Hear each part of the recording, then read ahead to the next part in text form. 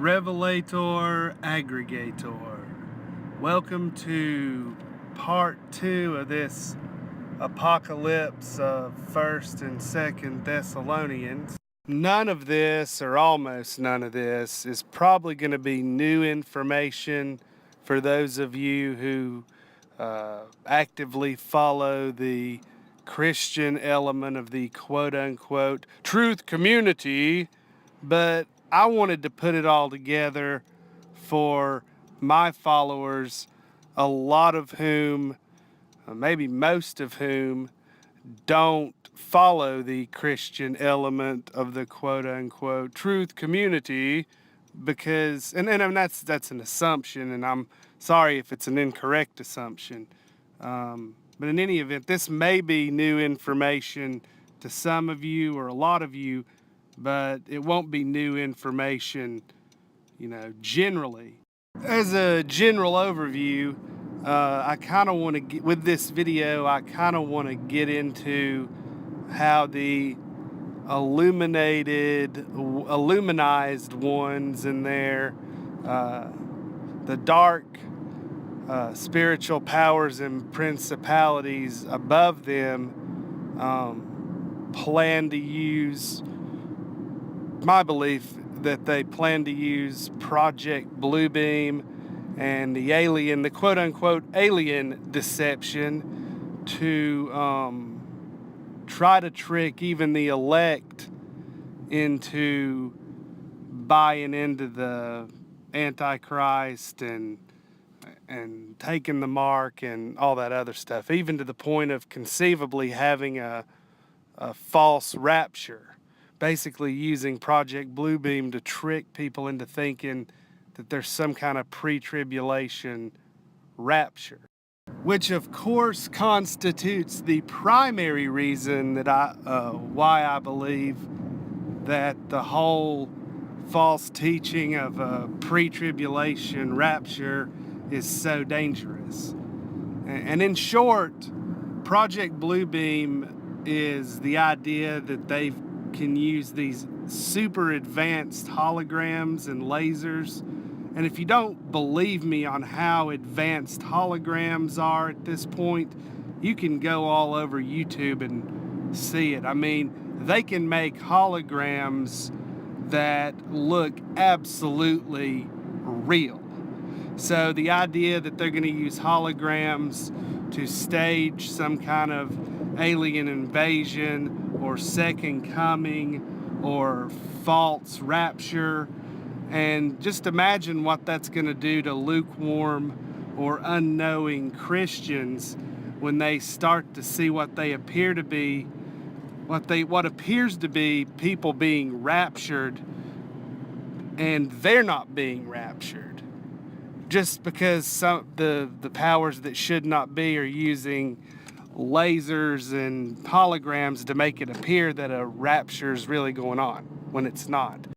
And when I talk about aliens not being real, what I mean is I don't believe in extraterrestrials, benevolent or otherwise, from other planets, other physical planets in this material reality being real.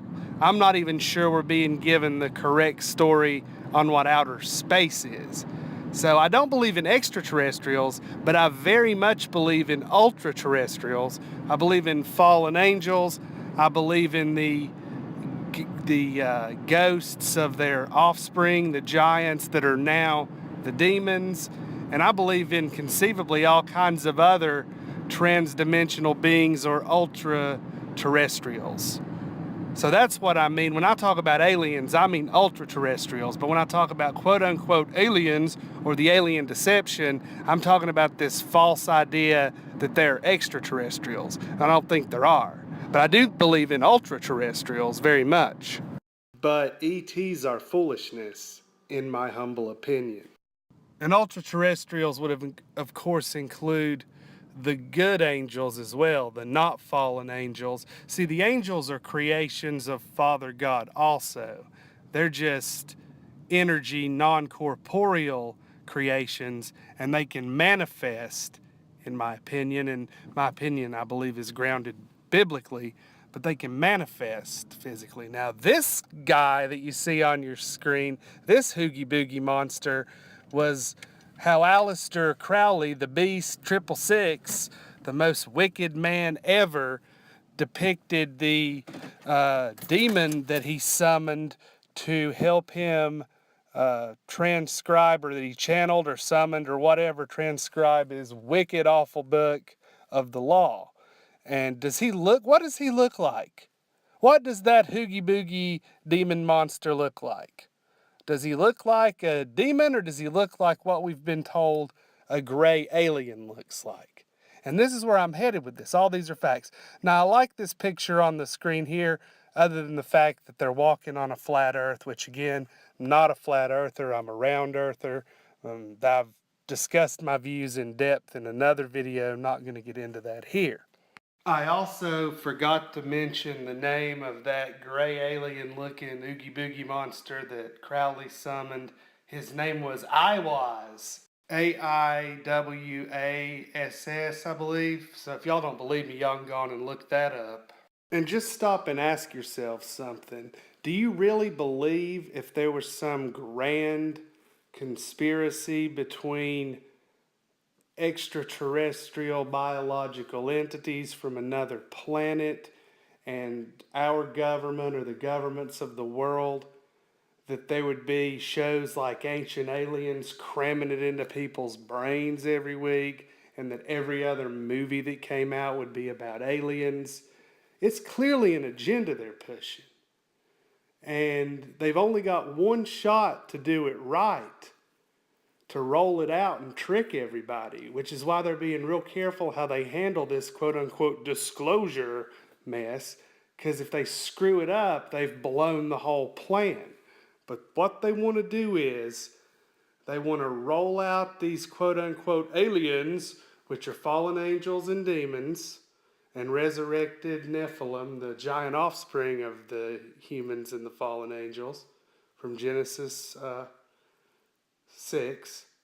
What they want to do is they want to roll this whole paradigm out that the aliens are back and they gave us civilization and they created us and they're God, and we're to worship them and we're descended from them and we're going to evolve to be like them.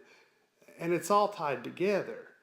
And there's going to be a false rapture and an antichrist. And let me just read to y'all again, now that I've broken all that down for you, what 2 Thessalonians chapter 2 verses 9 through 12 say. The coming of the lawless one, remember, side note, that's the Antichrist. The coming of the lawless one is apparent in the working of Satan, who uses all power, signs, lying wonders, and every kind of wicked deception for those who are perishing, because they refuse to love the truth and so be saved. For this reason God sends them a powerful delusion, leading them to believe what is false, so that all who have not believed the truth, but took pleasure in unrighteousness, will be condemned. And let me just tack on to that what the Messiah himself said to his apostles in the Olivet Discourse. I'm reading from the version of said discourse at Mark chapter 13, beginning at verse 22. False messiahs and false prophets will appear and produce signs and omens to lead astray, if possible, the elect. Be alert, I have already told you everything. Don't that sound like a false rapture and everything I've described? In any event, Father God bless you all, Jesus Christ saves, and stay positive.